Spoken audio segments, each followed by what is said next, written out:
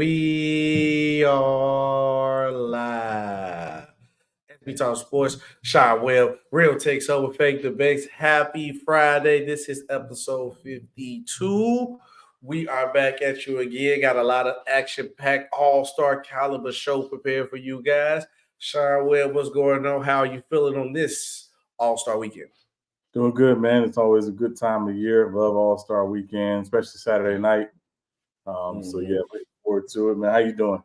Well, I'm doing pretty good, man. And I'm a little bit more up in energy. That's because we are sponsored by Swift Energy. Go to swiftenergy.gg, use code RTOFD, whatever you order. So yeah, I'm up in that, man. I'm ready. I'm back in action. I'm off my football high now. I'm paying back attention to basketball. I locked in for the football playoffs, but now I'm back on my basketball thing. I'm back on my basketball wave.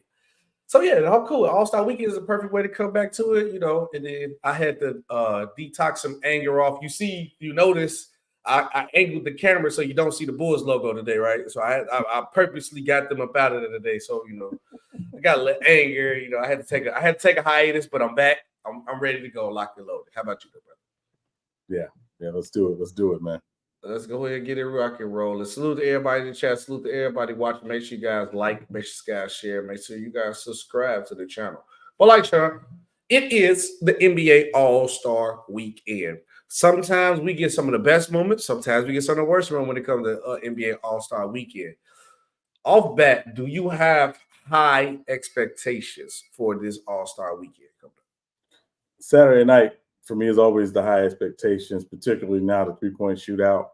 And actually, what the skills competition does get to be a little fun too.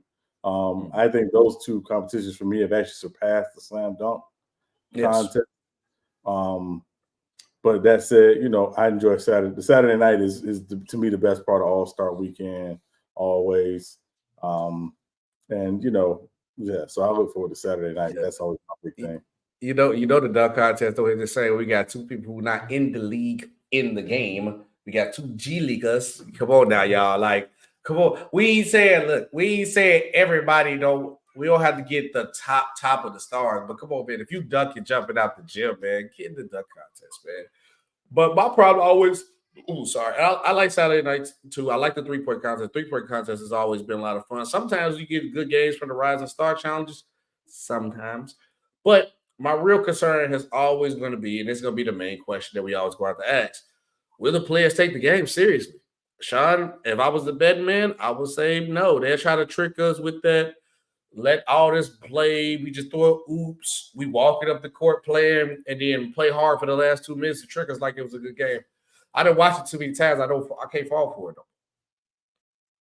Yeah, I mean, the fact they're going back to the East-West format, to me, maybe to a degree, they are trying to get, they are trying, I guess, to get them to take the game more seriously. I don't know if it's necessarily going to work, but I do think that, certainly from a TV standpoint, it would be nice if they took the game, seriously kind of early. And also, again, just, I wish they put something on the All-Star game, meaning like how MLB does, where basically the winner of the All-Star game, that's who gets home field advantage in the World Series, right? Oh, so, put something weighty on it. You know what I mean? If the East win, the East team has, home field, home court advantage, whatever. So I just wish they put something on it, but obviously that's not the case, so we'll see.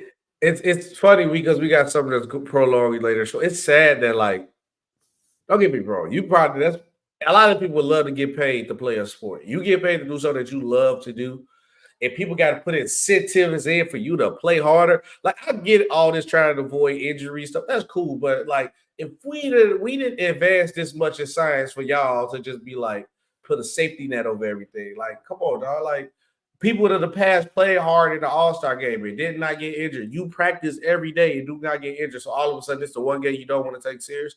Like, what's the point of having the game? Then we'd be wrong if we don't. Like, you see, NFL had to change because they got so terrible with them. it was it got some chance to go to flag football. I mean, which was I gonna lie, I didn't even watch it. I was gonna say which wasn't bad. I'm lying, I didn't watch it. I wasn't gonna even waste my time, sure. I wouldn't even go waste my time, bro. And to me, with the NFL, the skills competition has surpassed the game. When they put in the skills competition, they had it before back in the day, but like they put it in and they made that a big part of it. To me, that's made it more interesting. I don't necessarily need to go to the Pro Bowl. Don't want to go to Pro Bowl. But and again, I'm one of probably the few people who watches the MLB All-Star Week, All-Star Weekend. I like the home run derby for sure. The home run derby is a lot of fun, which again, to me, the home run derby is like a 3-point contest. It's a lot of fun.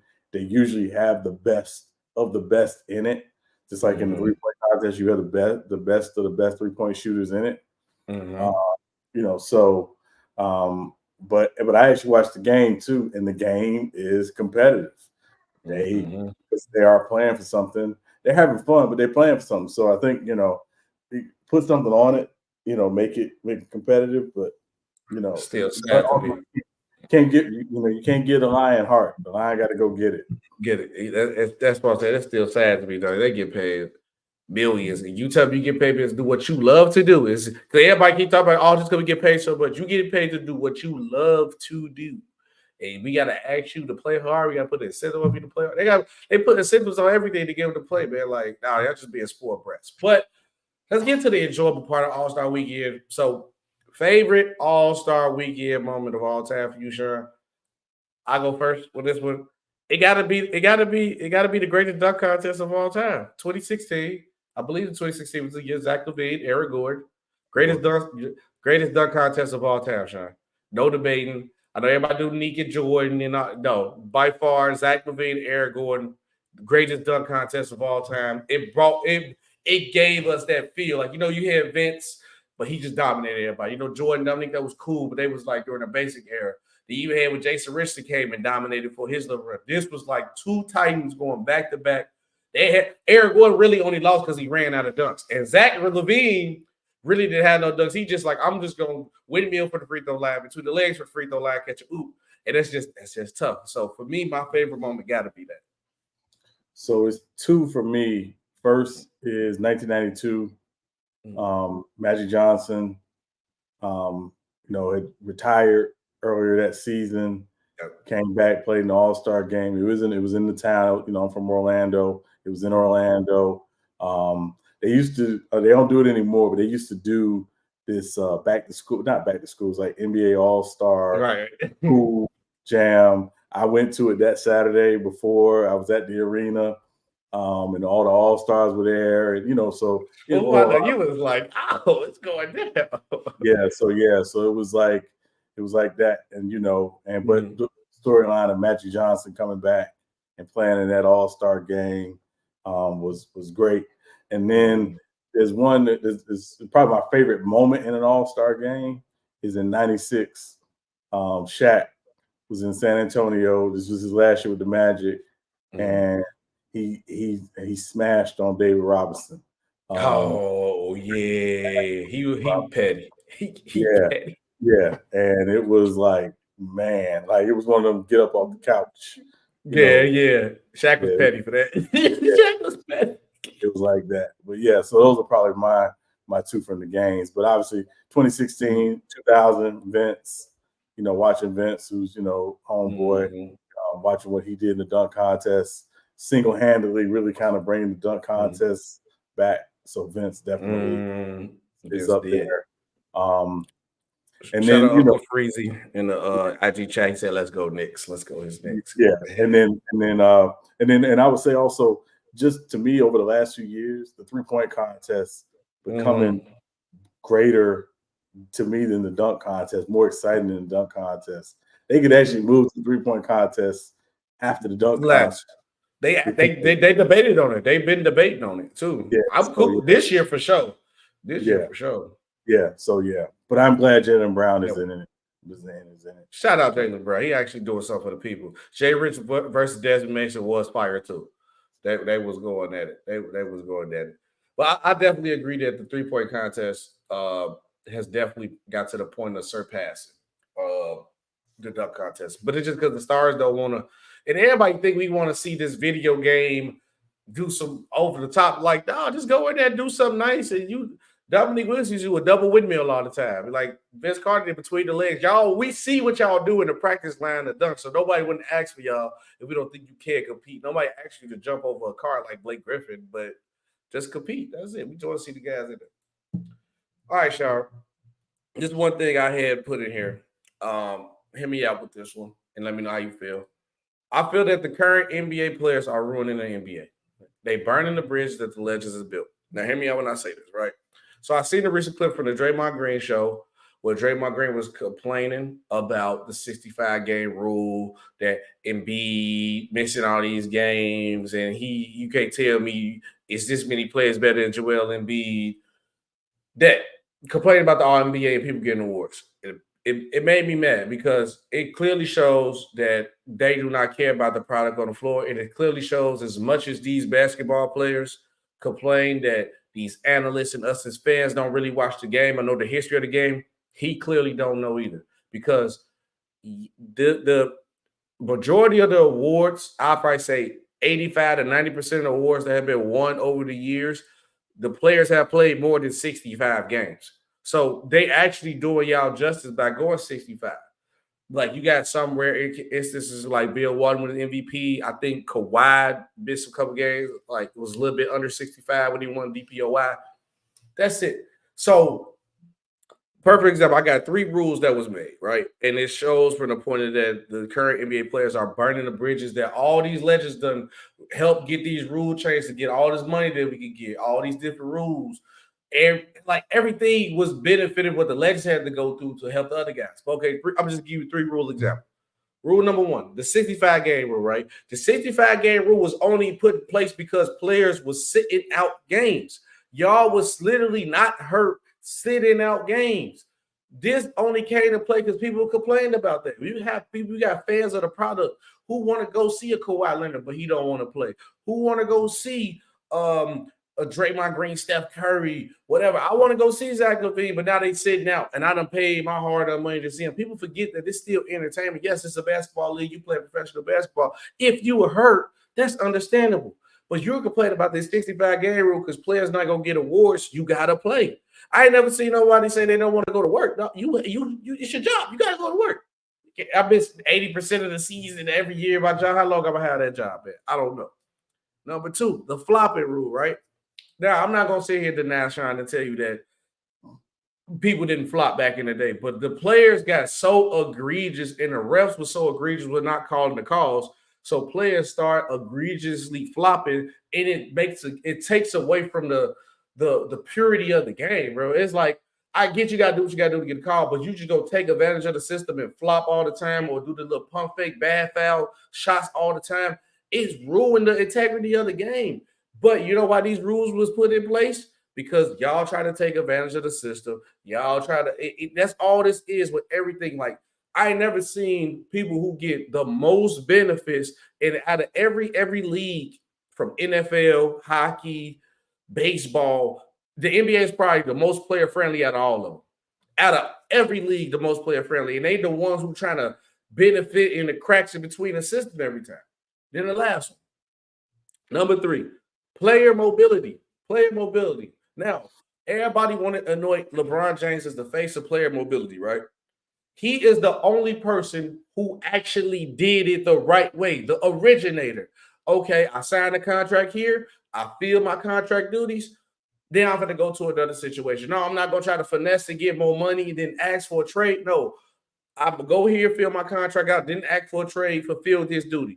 I'm not saying it's wrong for asking for a trade, but it is wrong when you sign a max contract, Dame Lillard, knowing that you don't want to be in Portland, and then now you're going to ask for a trade when you got the max contract. You're trying to be greedy with your money and trying to go to the best location, or then you go like a la James Harden.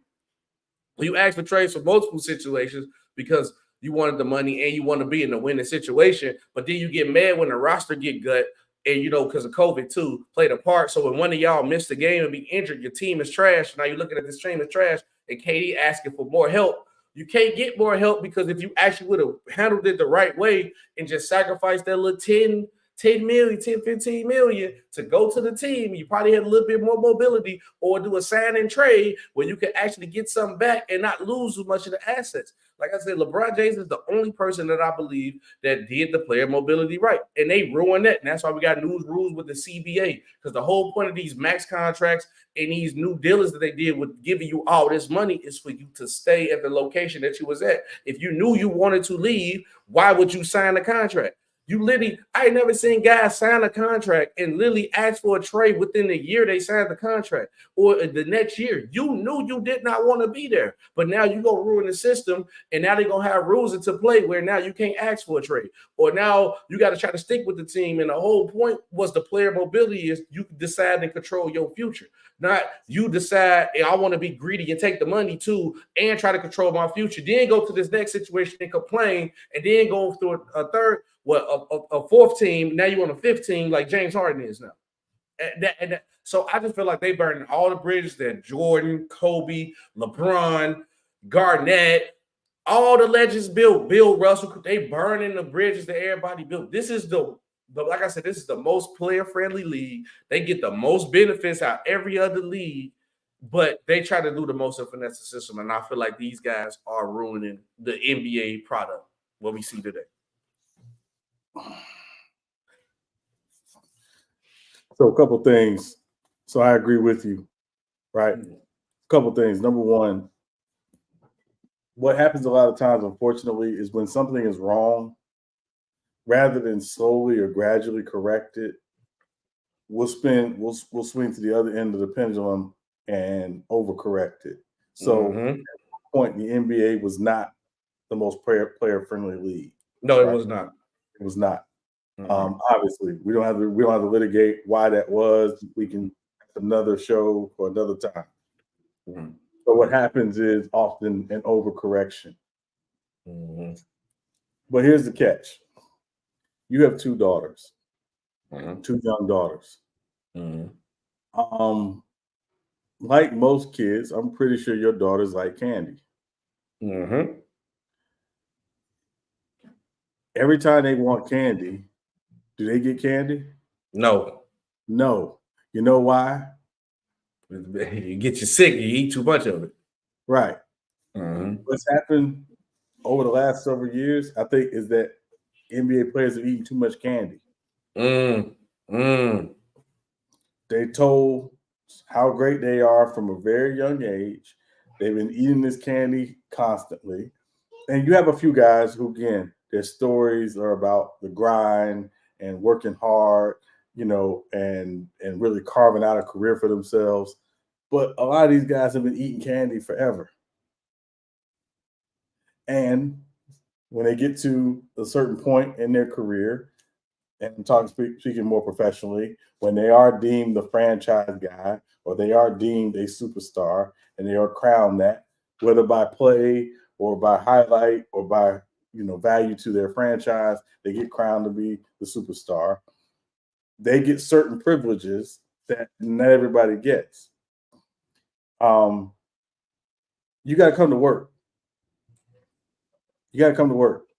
Simple as that. You got to come to work. And I had no problem with guys doing load management because, again, a lot of these guys have been playing basketball year-round since they were probably 7 or 8 years old, right? So I agree with load management. Where it became a problem for me is, again, as a paying customer, if you're paying for League Pass, shout out to those that pay for League Pass. Not me no more.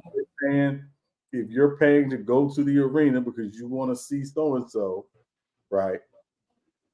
And so-and-so isn't playing that night because so-and-so is, resting for maintenance. It's going to tick you off as a paying customer. Yes, it will. It's going to tick you off, right? So, but also for the TV market, if you're ESPN and you're Turner and you're paying billions of dollars for broadcast rights to NBA games, guys are saying, and it's not one guy, it's 3 guys saying, "Nah, we're just not doing it tonight. I'm just not gonna play tonight." Are we playing the Pistons? I'm not playing. Yeah. I'm not playing. Like, come on, dog. What? So that is the greater issue. You know, it's you know, don't tell me about the labor. Show me the baby. Mm-hmm. At the end of the day, come to work, come ready to play. And again, you got a guy on your wall behind you. 82, 82 rookie year, 82 games. 82. Second year got hurt, only played 17 games because he got hurt. Next year, 82. Year after that, 82. Year after that, I believe 81. Like, come to play. How many days can you? We 365 days of the year. Can you take off? I'm trying to think of like from that point. Can you take off 150 days in your year of work? No. And then come in demand a raise after that too? Right, yeah. Now, I know 104 days I'm going to have off because of the weekends, right? I ain't even counting the holidays. And listen, I'm not saying if you're hurt, go out there and play. If you're hurt and you're legitimately hurt, do what you got to do, right? That's your body. You got to take care of your body.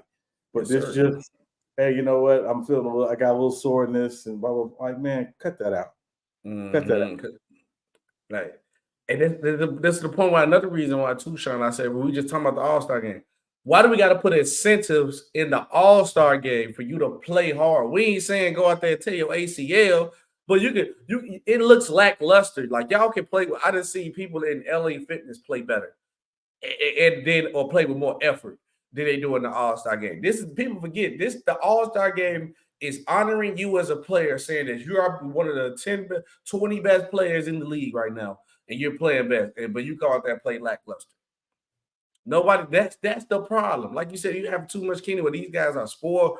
The NBA players are becoming spoiled brats now, dog. It's getting bad. And it's showing and it's weighing on the product. It's poisoning the product. Like you said, I'm not saying nobody come out here being hurt. I'm not saying that. I'm not saying if you're hurt, sit down. I'm not saying stay in a bad situation because you want to win a championship. No, I'm saying that don't sign a max contract knowing that you want to leave. Now it's going to be impossible for you to move. Like even with the guy that's on my team, Zach LaVine. You knew you was iffy about staying in Chicago, or if you wanted some things changed and they didn't change it, why would you sign the contract? Go somewhere else. You could have easily with it now. Year one into your max contract deal, you asking for a trade. That makes no sense. It defeats the purpose of signing here. They took the floppy rule. Why is you taking advantage of the system? Just play ball. But that also plays a part in the refs, where the refs needs to just call the game right. Make the right call. A guy shouldn't have to flop for you to make the call. You got to tell like a guy like LeBron James, you telling LeBron James he's too strong, so I can't make that call. If it's a foul, it's a foul. Call the call. That's it with that. But I digress. Nate Smith Memorial Hall of Fame has announced the finalists for their list. Hold on, I'm gonna pull up the list again real quick. But I can tell you one name that's on the list: Big Shot, Mr. Big Shot, Chauncey Billups. Okay, I got the list here. Okay, the list goes as follows: 14 finalists. How many people can get in? Is it what? 7, right? 7. It's not a max. They usually but normally no more than like 9. 9. Okay. So we can let's see if we can try to guess at least some of right. But we got Chauncey Billups, well deserved. Vince Carter, well deserved. Michael Cooper, well deserved. Walter Davis, well deserved. Bo Ryan, well deserved. Charles Smith, well deserved. Honestly, everybody well deserved. I ain't gonna even just say with everybody. Simone Augustus. Moran, I think I said her name right. Washington, Dick Burnett, Harley Redden, Michael Till, or Mitchell Till. That was international. I hope I said that right. Doug Collins, Herb Simon, and Jerry West. Yes, that's it. That's a nice list. Yeah. So to answer, excuse me, MC Robinson. So yes, Jerry West is in the Hall of Fame as a player. This is him going in as a contributor. Right. So this is when you want to elect someone as a front office person, executive, whatever, that's how, going in as a contributor. So Jerry West would go in this time as a contributor. I know he's the logo, but you can argue that Jerry West's post NBA career is probably just as legendary as his player career, honestly. Because man, Yeah, it might be better. Honestly, he'd have built some dynasties. You could make an argument that Jerry West has had the greatest basketball life in history. Yes. You look at his career all the way through. Yeah, you could argue he's probably had the greatest basketball life ever. Because obviously he's a logo. One of the best players ever during his era was efficient. He built the championship dynasty with the Lakers. He helped build the Warriors. What else he built? Did he help with the Grizzlies too? Memphis. He brought Memphis back. Yeah, dog. That's the Clippers. Yeah, Clippers too. Yeah. Jerry West had his hand on a lot of teams, and sometimes people don't really remember or don't know, especially like the Grizzlies situation. So obviously, he's gonna get credit for the Lakers. He did his thing with the Lakers. Everybody knows what he did with the Lakers. But people forget that he had something to do with the Warriors. Perfect example. They was going to trade, which is understandable at this point in time, because Kevin Love was on another level with the Minnesota Timberwolves at that point in time. He literally got in the way. They did not trade Klay Thompson for Kevin Love, which was one of the best decisions you could ever make basketball. That shows his basketball, man. Man, we know what Kevin Love is in Minnesota. Give you 20-20 on the regular. You'll be like, you won't keep Klay over him? He trusts the process, and the Warriors become a dynasty. So Jerry West definitely for sure. But what names on this list are you looking at as like about time well deserved too besides Jerry West too? Definitely Dick Barnett. Mm-hmm. For those that don't know, Dick Barnett was one of the early Knicks back in the day. He had the left-handed jumper. Used to say "fall back, baby." On the playground, they say "fall back," something else. But it was basically that was Dick Barnett. Right. Averaged 16 points a game in his career, and was one of the better players in the NBA at that time. And then obviously Chauncey Billups. That's a big shot. What he did with the Pistons. You look at what he did with Denver. A lot of people don't talk about that enough. He was a big reason why they were able to get to that conference finals in 2009. I know people give a lot of credit, but it was them getting Chauncey Billups. That changed the game. Changed the game. And, them trading, Allen Iverson for Chauncey Billups was absolutely a game changer. Yes. So definitely Chauncey. And then Walter Davis, again, one of the best shooting guards ever that nobody really talks about. Played in Phoenix, and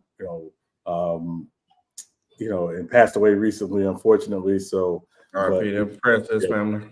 Yeah, but definitely, So, so yeah.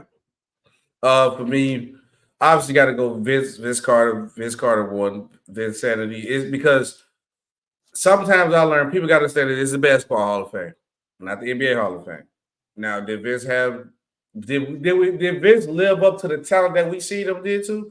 Possibly not, because we probably think how talented Vince Carter was. We thought he was gonna be like the next Michael Jordan on the level type thing. But he still was sensational.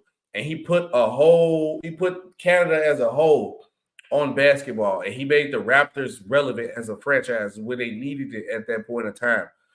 So as that, and then obviously taking the dunk contest to such a high level that nobody else couldn't compete no more. You got to give tip the nod to that.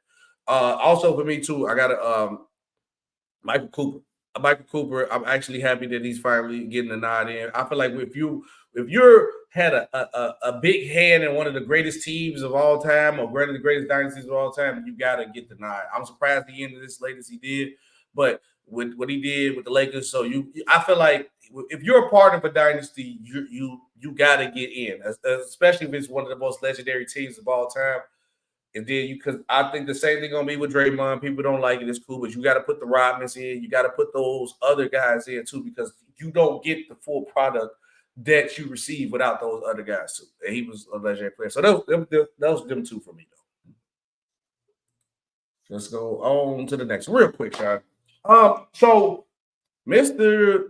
who some people call him the GOAT, some people's King James.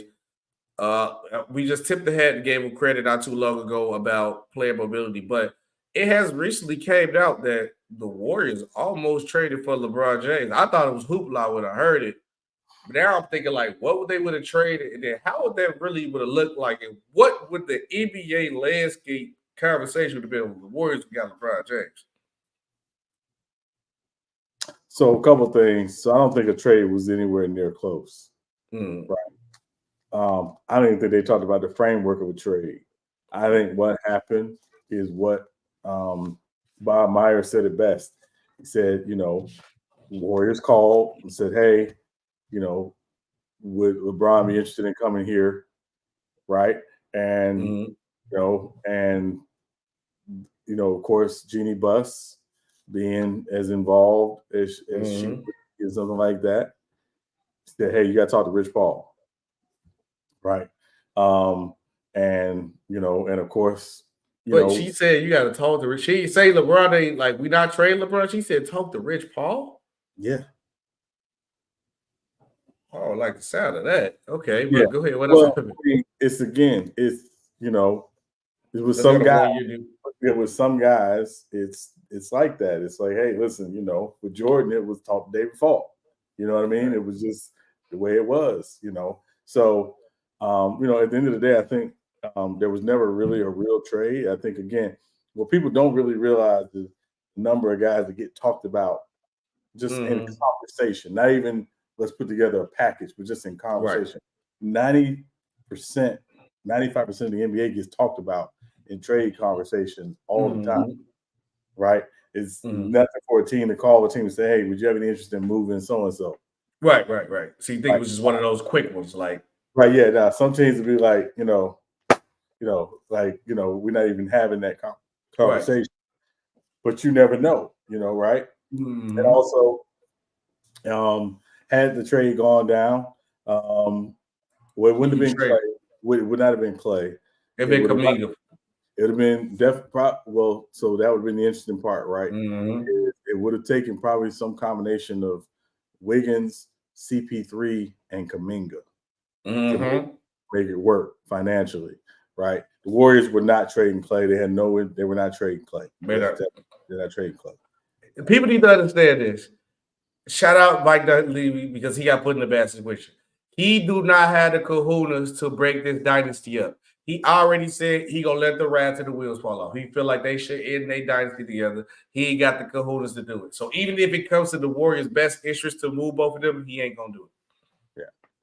Yeah. So and I'm just saying those guys from a financial standpoint, but also again, Kuminga would have been interesting for the Lakers because again, he's a rising young star, and the Lakers are always thinking about who's that next young star they can get.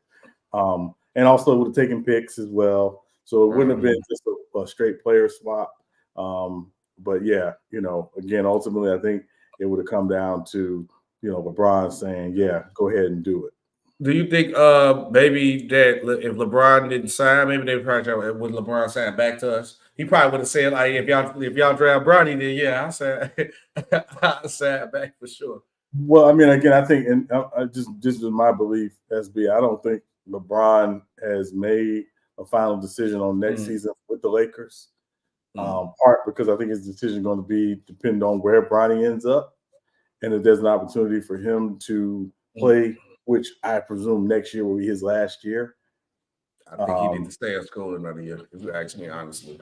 Well, no, I'm saying if Bronny comes out, because if he come out, if Bronny comes out, because I don't think it's a given Bronny's coming out, but also I think if Bronny does come out, it's got to be that he knows he's been told he's going to be a first round pick without question. I don't think he's coming out to be a second round pick. Yeah. But I think it'll come down to what he decides to do. So he said I have a weird feeling, Bronny. G Money, you would love if LeBron went to your Knicks, but it's a possibility too, though. But I wouldn't be shocked. I think he should have went to the Knicks in the first place anyway. I feel like when you chase a legacy in certain places that you need to go when it comes to sports. I meant to ask that too to you, Sean. like I think because we go get to talking. I was gonna bring it up during the quarterback situation, but we can talk about it more a little bit later. But I think it's sometimes when it comes to legacy, it's certain places in different sports that you need to go if you want to take your legacy to the next level.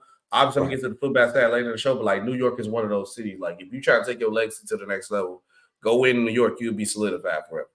For the Knicks, not the Nets. On a serious note, though, two teenagers. Obviously, it was a Kansas City Super Bowl rally. It was a shooting that happened. Unfortunately, two teenagers was charged in the shooting. With this is sad to report. Prayers to the people who lost their life, and also, I know sometimes people just want to look at like the dark side of things, but also prayers to these two young men because Sean, I was thinking, I was talking to you too before the show. Like sometimes as young men, and the race don't even matter. The race don't even matter in the situation. I didn't even look into it. I just looked at the main part of the situation. It don't matter who it is. So I don't know if they black, white, Asian, Mexican. I don't know none of that. That don't matter. But us as young men, we need to learn how to just walk away from a situation. Because I guarantee you, it's probably was something that wasn't even that serious to be arguing about. Maybe somebody probably bumped somebody, or it was just a dispute over something football wise, or it could have just been a dispute over it. Just know, I know for sure, whatever they arguing about wasn't that serious to lead up this 2 points. Now you got, I believe, like 2 people lost their lives, 10 people were shot. We got two young teenagers who didn't just change their whole life forever because now they possibly gonna be in jail for the rest of their rest of their teenage years until adulthood, possibly over something so little. And I wish that sometimes, first of all, prayers to everybody again. I wish sometimes we could just try to avoid situations. And I believe this is what could have possibly been avoided. Yeah, I mean, you hate, that this kind of stuff happens, particularly, at a celebration, and they had, I think, over 800,000 people there. And the sad part for me is it seems like as a society, we don't understand conflict resolution. We don't understand how to de-escalate situations anymore. It always seems to have to turn to a violent reaction. And somewhere along the way, we got to get back to the simple thing of, hey, listen, this ain't worth lives. It ain't worth losing life over this, right? A lady lost her life. A family lost a member. And, and it all because people couldn't figure out how to come to the space of, listen, we ain't got to agree, right? We ain't got to see eye to eye. But the one thing we can come together on is we're gonna walk away from this and let it be, and ultimately go home, and get home. So that to me is the sad part is, and again, it's not knowing the stories behind, everything that happened in the young men. My initial response is, when can we figure out how to, again, conflict resolute, right? I ain't got to like you, but I respect you enough to make sure that I'm not the reason why you don't go home. Because I feel it. I don't know. I don't truly know what in detail what was the problem or what the dispute was, but I know it wasn't worth leading to this. There's nothing you can tell me worth leading to this. It's nothing. It never is. And a lot of other people was injured too. So that means they were just probably spraying wildly. So that's why I say I already know it's too much ego, liquor, whatever it could have been. Now, literally, when I first seen the news, I was at work and I was just shaking my head. I was just like, I ain't no telling which was, but nothing was worth leading up to this. I don't care what it was. All right. Now let's get to the positive side. Prayers to the everybody, family, and everybody in Kansas City. Prayers up to them. Sean, Patrick Mahomes got the 49ers crashing out, dog. The 49ers are crashing. They're burning. Don't be surprised if this team do not look the same next year. And I ain't even talking about look of the roster. I'm just talking about play-wise. Play-wise, I think Cal Shanahan, I gave Cal Shanahan a pass. I believe he loses their locker room. But I'll give you an example. And then we're going to go example by example. I want your opinion on each one. But example one, Brandon Ayuk is going crazy over social media. He got his brothers posting cryptic messages with the Raiders flag. He's mad that he about his touches. He got his girlfriend saying stuff. He said he want to go to the Raiders pretty much himself. He's complaining about his touches, how I'm supposed to be this all-pro. I'm not getting as many touches. That's exhibit one. So what you think about the have you seen all the Brandon Ayuk cryptic messages? He getting his LeBron James on with these sub dishes. But how do you feel about the Brandon Ayuk situations? I mean, doesn't surprise me. I'm a Pat Riley disciple, and Pat Riley always talks about the disease of more. Mm-hmm. So when you have success, particularly team success, and even though the Niners did not win the Super Bowl, mm-hmm. They've been a pretty successful team over the last few years. Yeah, they have. Just can't get the job done, but they have been successful. And get the job done, which is another conversation as to why. But the disease of more is you want more recognition, you want more money, you want more touches, you want more. You just want more of everything, right? And this is what happens to teams that have a lot of success, right? I'm not trying to be funny, but I remember when Tyreek Hill basically got traded from Kansas City to Miami, and he was talking about how great Tua was and blah blah blah.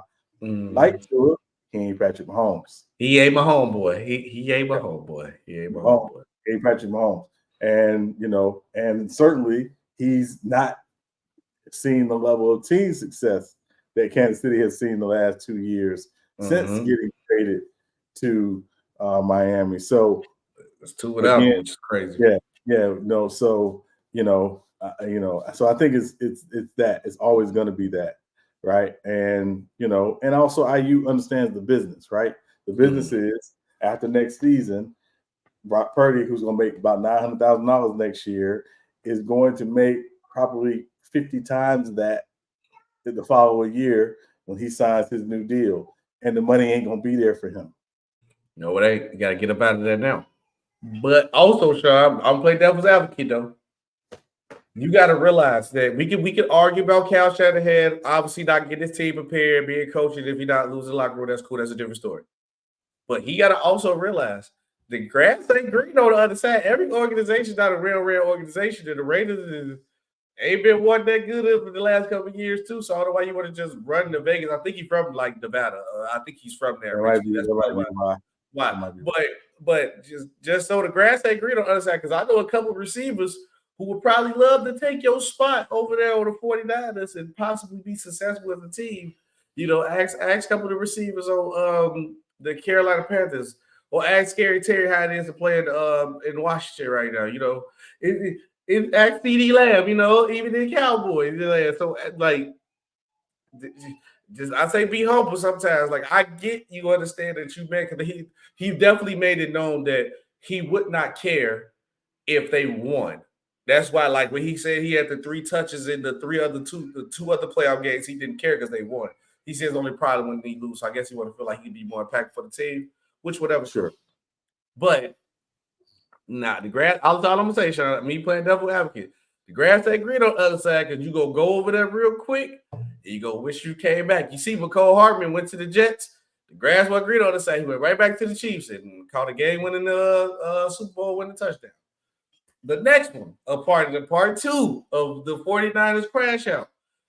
They fired Steve Wilkes, they defensive coordinator after what season? Now, Sean, we can argue about how Chase Young didn't put no effort on defense on 1 or 2 plays, right? But I could vaguely remember, at least in that Super Bowl, their defense was probably the best thing about them in that Super Bowl. They done gassed out. Like, you can't give Patrick Mahomes that many chances at some point. They shut him down in the first half. They did their thing. But it's still Patrick Mahomes, and if anybody, you give them too many chances, they going to hit. If I give you 100 chances to throw an axe at the bullseye, Sean, you go hit it at some point. You go hit it maybe twice. But you fire your defensive Shanahan. What are you doing? I don't understand why he got fired. Maybe when they told Cal Shanahan, you don't know what you're doing, dog, or something had happened. Explain this move to me, because it don't make sense to me. So 2 things. So one, they hired Steve Wilks because of his experience as a defensive guy, right? But they basically told him, don't change anything. We don't want to change anything. We want to run what we've been running. We're going to keep the same system, same verbiage, all of that stuff. Now, if you ever watch Steve Wilks as a defensive coordinator, as a defensive guy, he likes to blitz, right? The 49ers, traditionally, the last couple of years, were not a heavy blitz team, right? Their front four gets pressure. They'll bring it every now and again, but not nearly the same blitz rate that Steve Wilks likes. So that was already one piece. The other part of it is their last two coordinators were guys that were promoted either from within, like Robert Saleh and Ryans. They were promoted from within. They had never been head coaches before. And in a lot of cases, they had never been defensive coordinators before. Steve Wilks comes from a different cachet. He's been a head coach. He's an experienced defensive coordinator, right? Who's been pretty successful, right? So when you bring somebody like that in, you got to give them a little more leeway to do what they want to do. Right? Yes. Because you're bringing in someone with that level of experience. What's the point of me getting the job? You just gonna tell me how to do my job? Right. Now, here's the amazing part. When you look at their season stats, the Niners actually defensively gave up less points on defense this year than they did. There were other defensive metrics where they were better this year than they were last year. Right? Now, I know people are going to look at the playoffs. Correct me if I'm wrong, SB. But in the playoffs, aren't you playing the best teams? Yes. So it's a chance, maybe, just maybe, that you're not going to do exactly what you did in the regular season in the playoffs because you're playing against the better competition. With a week or two of game planning before y'all play too. Yeah, not to mention, I watched all the Green Bay San Francisco game. I watched all the Green Bay or the Detroit San Francisco game. The defense was not why you struggled in those games. Well, the Lions' first half, yeah, that's the only one I'll argue. The first half. The Lions in the first half. But that's the only one I'll argue. But here's the other side of it, right? If your offense can't hold the ball, your defense is going to be on the field more. That's true.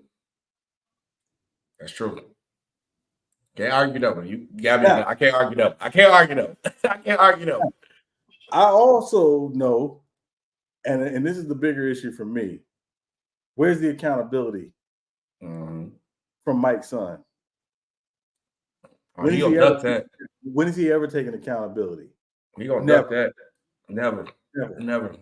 He gonna duck that. Somebody else gonna go down before he do. For sure. Never. Legacy kids rarely, if ever, have to take responsibility and accountability. He's a legacy kid. Mike's son. Hey, Mike's son. It's crazy. So at the end of the day, we understand what's going on, right? We understand what's going on. We understand the power structure that exists in that organization. Somebody was going to be the fall guy. The person who was brought in from the outside is the natural fall guy. But and again, coaches get hired to get fired. They understand this. This is the nature of the beast. That's why they have contracts. He'll get his money, which I'm not mad with him. The problem is that rarely, if ever, do you see a coordinator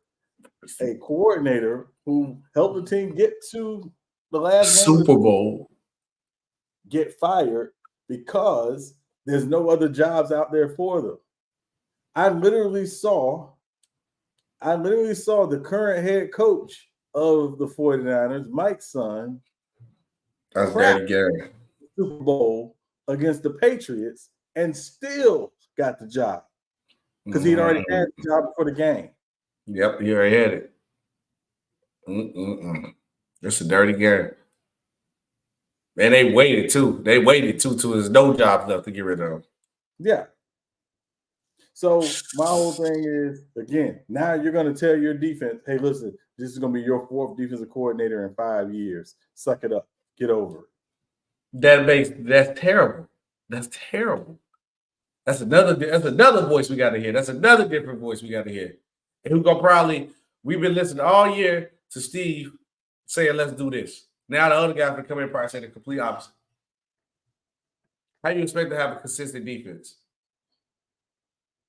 And you wonder why y'all always choke when it comes to big pressure moments. And you wonder why y'all not knowing what's the overtime rules. You got 4 different voices coming in on one side of the ball. And my son don't look like he control everything. Hey, look, man. Hey, go ahead and let Mike's son go get Bill, man. Just go get Bill. Just go get Bill. So another part 3 of the 49ers crashing out because of Patrick Mahomes. One of the offensive linemen was drunk after the loss, Sean. Drunk after the loss. Get on Twitter. And now I got to go to detail every tweet of what he said. But long story short, he was calling out people on the line saying how Brock Purdy can't throw the ball if we don't protect him, or this person don't protect him. The fans even got like calling out like he said this person. They like, how's that his person? Then he literally say that player name on the line saying, yeah, this his person, this fault and everything. Then one of the players responded, was like, dang, bro, you could have just called me and said all this. You didn't have to make it public, which show bad teammates, show bad leadership when it comes to that team. And then the more and more I see how they reacted to losing, it shows why this team ain't getting the job done as much how talented they was. And the dude literally said, oh, my bad, I was going through it because I was drunk. I was hungover tweeting. That's terrible, dog.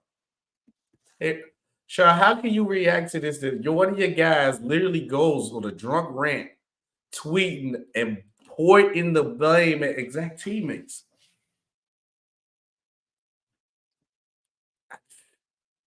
Shaw, it shows me why they don't win. It shows me why they don't win, Shaw. They're crashing out. They're done. All right, we got 3 more. 2 of them gonna be a game. Let's play the NFL QB roulette. So, Sean, the reason why I brought this to the table because I seen 2 clips for these sports shows. The sports shows came from. It don't matter because the 2 takes was that bad. One of the, because I was definitely gonna quote them, but it don't, trust me. I'd rather not even hit you with that straight, bro. One of the shows that the guys was talking, and this was a big show. He said the Cleveland Browns should trade Deshaun Watson and a 2nd overall pick to the New York Giants for Daniel Jones and like some other picks. I ain't letting him finish. Once he said Daniel Jones and this, I cut the video off. I was like, you can't be serious, dog. Can't be serious. Why would the Browns do that? Why would they trade? Oh, Deshaun Watson been injured to say Daniel Jones is not no upgrade. You gave this man 100% guaranteed money. If you go replace Deshaun Watson, you go place Deshaun Watson somebody worth. Then the second one was what I was asking about the Caleb Williams thing about trying to win the situation where it was like, where should he want to go as a quarterback? And they was preaching like the Chicago thing. And I was like, yeah, when it comes to certain places and cities, in sports, it's a place where you might want to go because if you was to go in this situation to win, like Chicago, Caleb Williams would be a legend because the city is starving for winners. Honestly, like the Chicago Bears is like the New York Knicks of football. Got a crazy fan base, got a championship from way back in the day, but they're going to rock with the team regardless, and they both wear orange and blue, which coincidentally fold. So I was looking at those egregious takes, and there was another one, but I forgot. I can't think of the top of my head right now. I told you earlier, but I can't remember. But these teams, oh, no, I remember Russell Wilson. It was Russell Wilson. The guy was saying that Russell Wilson won't have a job next year. He won't. He said once he leave Denver, he just ain't going to have a job. He going to fit well. I thought those were 2 of the most egregious things that were said. So let's have a real true conversation about what these quarterbacks should go. So let's play quarterback roulette. First one on the list is the obvious one everybody talking about, Russell Wilson. Russell Wilson should play for or will play for the Pittsburgh Steelers.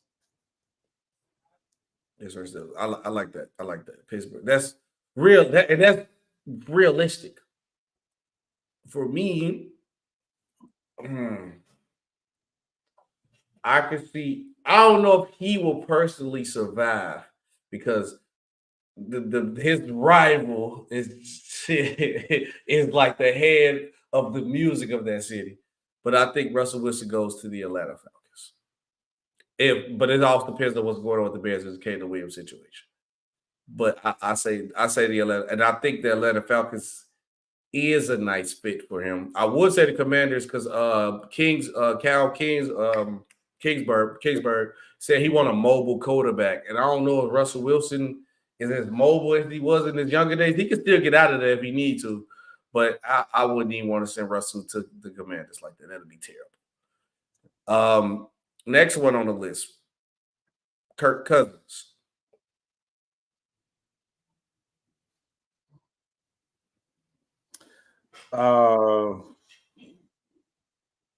My thought is that Kirk Cousins re-signs with Minnesota.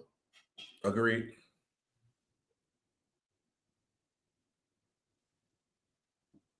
So I'm going to say Minnesota. I think him staying in Minnesota is the only thing that makes sense. And the star of the team is begging for him to come back. So with Justin Jefferson, so bring him back. The one place I thought he could have gone. They're not doing that. Who, the Oakland Raiders? No, San Fran. San Fran. Oh yeah, they're gonna stick with the cheap guy. They're gonna stick with the cheap option. Since they brought up Daniel Jones, where's Daniel Jones going to play backup quarterback at, Sean? You see, I think Daniel Jones will be on the Giants roster next season when he's healthy. Obviously, he's coming off of an ACL injury. Don't know when he's going to be healthy.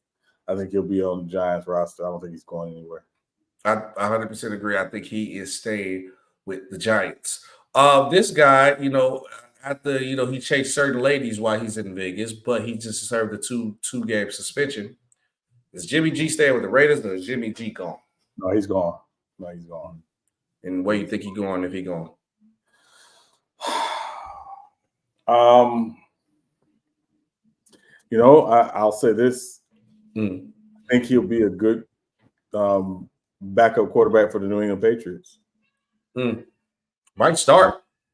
No, because they're gonna take a quarterback. Presumably with that top 3 pick. I think he'd be a good mentor quarterback for Drake May. For Drake May, because I think Jay Daniels is probably going top 2. So I'd say New England makes sense. Obviously, already a connection there, and he can still make good money as a backup there because they'll have a quarterback with the contract. But that's what I'm gonna say, New England. Okay. The big question, obviously, where does Justin Fields go? So I would want to have that job. So I think it's 2 things. Number one, with Justin Fields. Number one, are the Bears ready in the next year to commit a huge amount of money to Justin Fields? No. That's why we have this conversation now, because they're not. Right.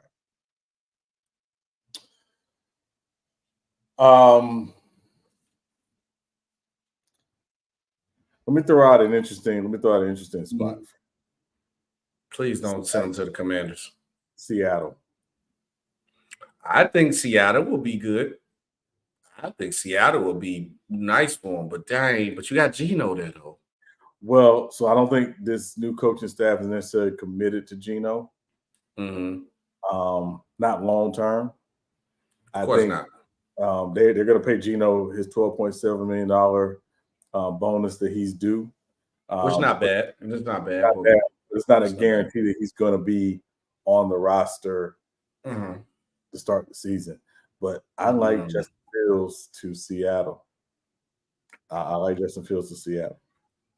I'd say I think he should stay in Chicago because the next guy I'm gonna ask, we go just really talk about the Bears because a lot of they question if he want to be here. Then leadership when it comes to him, talent is crazy, but it don't matter with the talent if you ain't. We've seen talented guys who didn't have a locker room, and it goes to shreds. But if it's not the Bears, because I would say just let him stick with the Bears. I gotta see him in Atlanta. I think Atlanta is the perfect situation for him. He got all the weapons he want. He don't like playing in the cold, even though he's still playing. So he's gonna be in the dome where you want to be at. You got options galore, and the option that they can run with him and B. John Robinson. Good God, that'll be probably some of the most unguardable. That'll be probably unguardable to stop. So they brought their offensive coordinator Zach Robinson, who came from the Rams. So my guess is they're going to look for a Matthew Stafford type of quarterback, whether in the agency or in the draft. That guy is actually Jameis Winston. I thought you were going to say Kirk Cousins. So like that's about the same. Now, Cousins would be interesting with Atlanta. They could go after Cousins. I don't think it's a guarantee they will because again, he's coming off of injury. And the Achilles. So I think it's a little different for him. But I think they're going to be more in the veteran quarterback market. Not that just Fields is a young vet. Justin Fields is still, I think they kind of want somebody they know kind of what they are. And again, they're looking for a Baker Mayfield type, right? Somebody that's going to come in, got a lot of experience, but fits that offensive system. And, and again, when I look at just the current free agent quarterback market, the guy who kind of fits that system is Jameis Winston. I can see Jameis Winston in Atlanta. I can see him.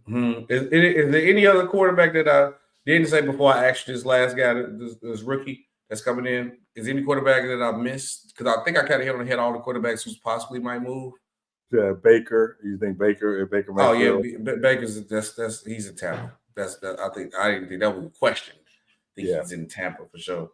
Is Deshaun Watson's job in question with the Browns? I don't think so. I don't know why dude said that trade. I don't think it's in question. I just think again because Flacco played well coming in. It's all when that happens. Obviously there's going to be questions, but I don't think it's a question. Yeah, I think it's still his job. Yeah, I think it's still his job. Yeah, but okay, last one. If I'm the Chicago Bears, do you draft Caleb Williams and let the field experiment go?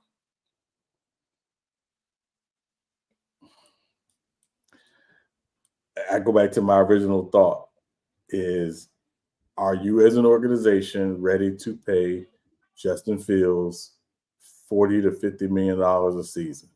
No, they're not. If the answer is no, you take Caleb Williams. Again, this decision to me for the Bears is not about football. It's a financial decision over football. Yeah, because if you think about it too, Sean, people forget the new management, the new reign that's running Chicago now did not draft him. And I tell people all the time that when that's not their guy, they're going to go get their guy. So, and the Bears have another pick late in the draft, so they want to try to find a way to trade up for Marvin Harrison because Caleb Williams did announce that if his only gripe for Chicago is that if you draft me, I need a receiver taken with the other pick. Here's the other question too for me, SB, when I think about it. If you're the Bears and you're going to, because again, I think Matt Eberflus is a lame duck. I think he obviously had a good second half of the season, but I don't think he's set where he's got a absolute long-term future in Chicago. No. Wouldn't you want a Caleb Williams situation where, again, he's a rookie, he's going to come in, he's going to get some experience as a rookie. If you're in the head coaching market, and again, you're probably a guy who scouted Caleb Williams, you know what Caleb Williams does well, you're looking, aren't you kind of saying, hey, listen, if we're going to be in the head coaching market, we want to make sure we got that position at least locked up on lock. And I'm using the example of is not necessarily the best example, but Trevor Lawrence in Jacksonville. That first year he was under Urban Meyer. Urban Meyer is a disaster. He gets cut.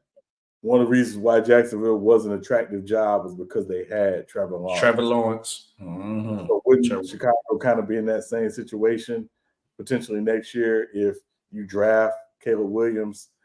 You got to get rid of Eberflus for whatever reason. Doesn't that make Chicago a more attractive destination for a head coach potentially? Yeah, it do. It do, because they, like you said, you got a talent like that, and then also they just released Eddie Jackson and another player, so they got $71 million in cap space coming in, and you got the other picks. You could put, if you really want to move up in the draft, you can put Fields and that pick together, or you could just trade the pick, or you can see what you could get for Fields. I think that's what's the main thing that's concerning. I think they asking for a lot for Fields. Like, they wanted the Commanders, as I was saying, they was going to trade the first pick and the 4th round pick. They wanted from the Commanders. They wanted the 2nd pick, Deron Payne. They picked from next year, and like another pick. And I'm like, damn, that's a lot to move up just to move up one. I'm like, that's a tall task. But I think they know that, like, he's from Washington. That's where you want to play. So Washington, if you want this guy, and now you got his old guy from the Trojans too, Kingsbury over there. Yeah. So now it's like, okay.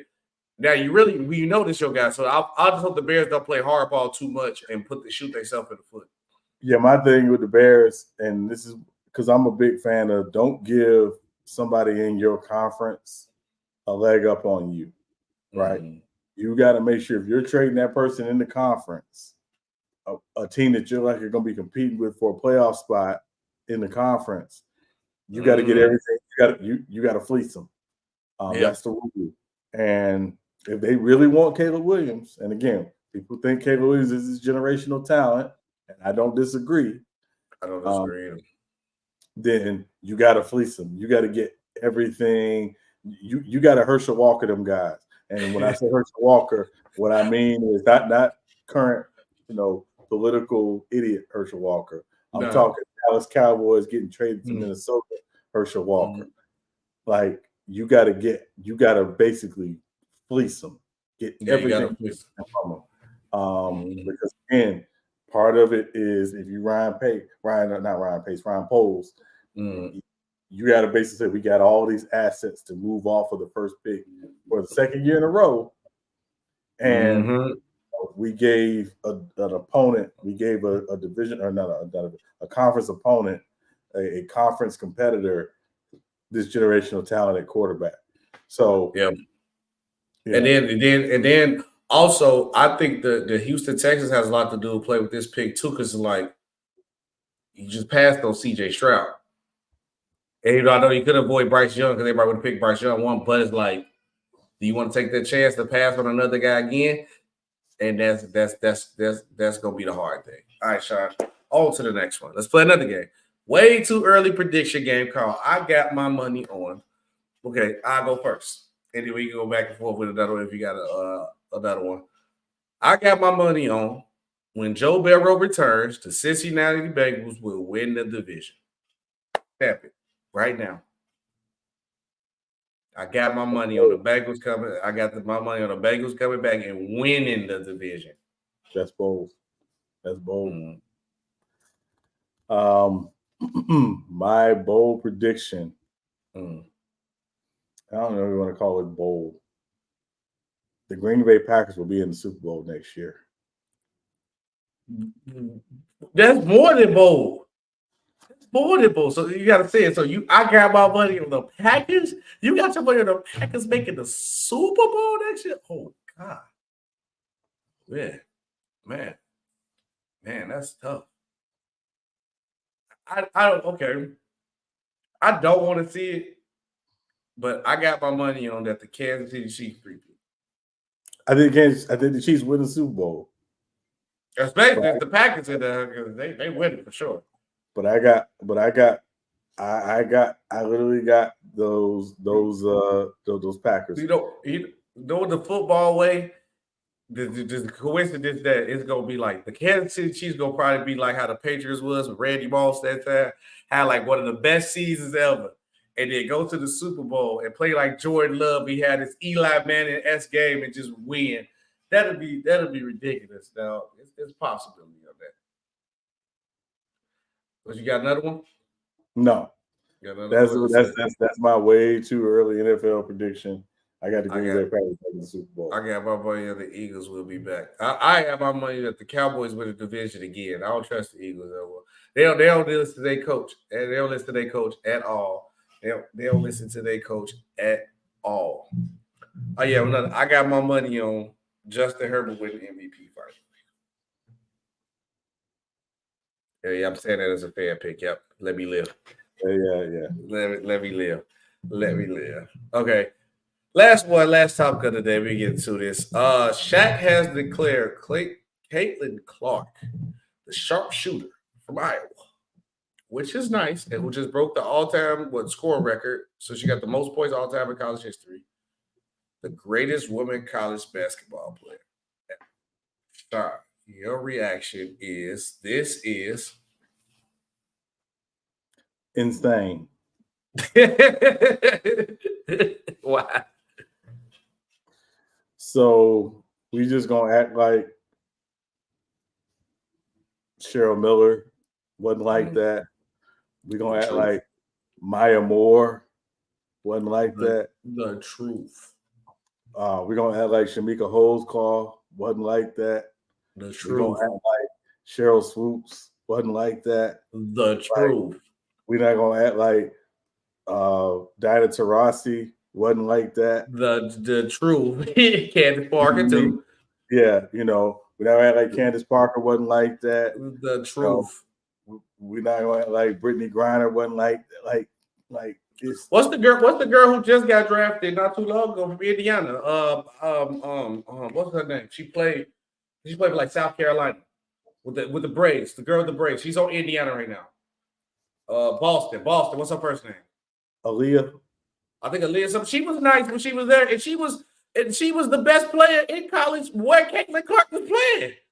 Yeah. So all of a sudden, she's just the greatest. How you the greatest one ever? If the person who just got drafted like a year ago was better than you when they played in college. Yeah. And she got drafted like a year or two ago.